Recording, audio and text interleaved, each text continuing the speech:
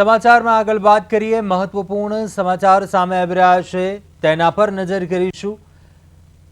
કડીના જ્યાં બે જૂથ આમને સામને આવી ગયા। માટી ખનન સંબંધિત પૈસાની લેતી દીતીને લઈને ગંભીર વિવાદ સર્જાયો હતો। શરૂઆતમાં થયેલી બબાલ બાદ બંને પક્ષે રાત્રિના સમયે સમાધાન થયા હોવાનું જણાવ્યું હતું, છતાં સામેના જૂથે મનમાં રોષ રાખીને હુમલો કર્યો હતો। મલેક સલીમભાઈ અમુભાઈ પર 5 થી 6 ઈસમોએ ધોકા અને ધારિયા જેવા હથિયારો વડે જીવલેણ હુમલો કર્યા હોવાની ઘટના સામે આવી। જ્યારે હુમલા દરમિયાન તેમના બંને પગ પર ગંભીર ઈજાઓ પહોંચાડાઈ।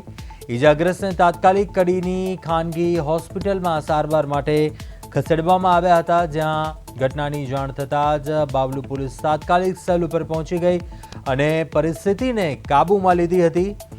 હાલ પોલીસે સમગ્ર મામલે તપાસ શરૂ કરી છે, તેમજ હુમલાખોરોની ઓળખ તેમજ ધરપકડ માટે કાર્યવાહી હાથ ધરાઈ છે। જો કે ગામમાં આ ઘટનાને લઈને તણાવનો માહોલ જોવા મળી રહ્યો છે। કડીમાં બે જૂથ વચ્ચે ધીંગાણું થયું। કડીના મેડા આદરજ ગામની ઘટના છે તે સામે આવી છે કે જ્યાં પૈસાની લેતી દીતી મામલે બબાલ થઈ હતી। 5 થી 6 શખ્સોએ તીક્ષ્ણ હથિયાર વડે હુમલો કર્યો, જ્યારે ઈજાગ્રસ્તને સારવાર અર્થે ખસેડાયો। હુમલાખોરોની ઓળખ અંગે વધુ તપાસ છે તે શરૂ કરવામાં આવી છે। મેડા આદરજ ગામે આ જૂથ અથડામણ થઈ હતી। માટી ખનનના વિવાદથી આ બબાલ થઈ હતી। જોકે સમાધાન થઈ ગયું હતું પહેલા, જોકે ત્યારબાદ ફરીથી જીવલેણ હુમલો થયો। ધોકા અને ધારિયા વડે હુમલો કરાયો હતો। હાલ સમગ્ર મામલે બાવલુ પોલીસે વધુ તપાસ છે તે શરૂ કરી છે।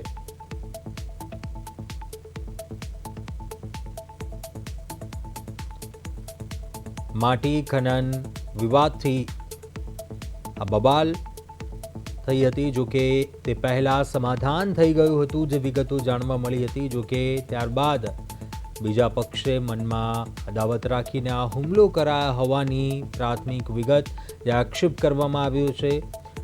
કડીના મેડા આદરજ ગામની આ ઘટના સામે આવી છે, જ્યાં પૈસાની લેતી દીતી મામલે બબાલ 5 થી 6 શખ્સોએ તીક્ષ્ણ હથિયાર વડે હુમલો કર્યો, જેમાં એક વ્યક્તિ ગંભીર રીતે ઈજાગ્રસ્ત હોવાની પણ વિગતો। ઈજાગ્રસ્તને સારવાર માટે હોસ્પિટલમાં ખસેડવામાં આવ્યો છે। જોકે ઘટનાની જાણ થતાં તાત્કાલિક પોલીસ પણ સ્થળ પર પહોંચી હતી અને આ મામલે હુમલાખોરોની ઓળખ કરવાના ચક્રો ગતિમાન કર્યા છે, તેમજ સમગ્ર મામલે વધુ તપાસ છે તે શરૂ કરી છે।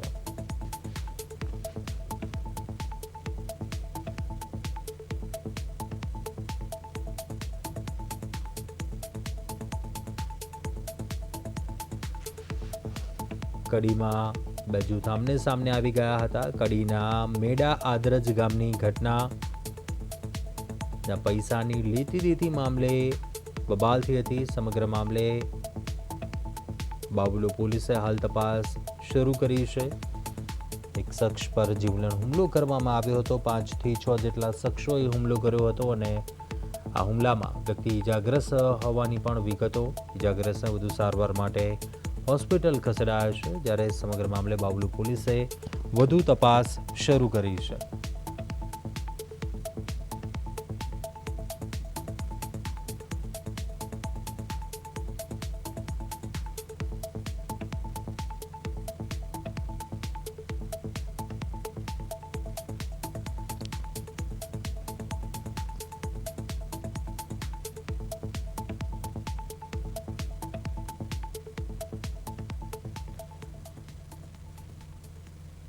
વધુ વિગતો સાથે સંવાદદાતા વિશાલ ઠાકોર ફોન લાઈન પર જોડાયા છે। વિશાલ, જે સમગ્ર મામલો સામે આવ્યો છે, બે જૂથ આમને સામને આવી ગયા હતા, ધીંગાણું થયું હતું, કયા કારણોસર આ હુમલો થયો હતો અને આ બબાલ થઈ હતી, શું ઘટના બની, શું વિગત છે?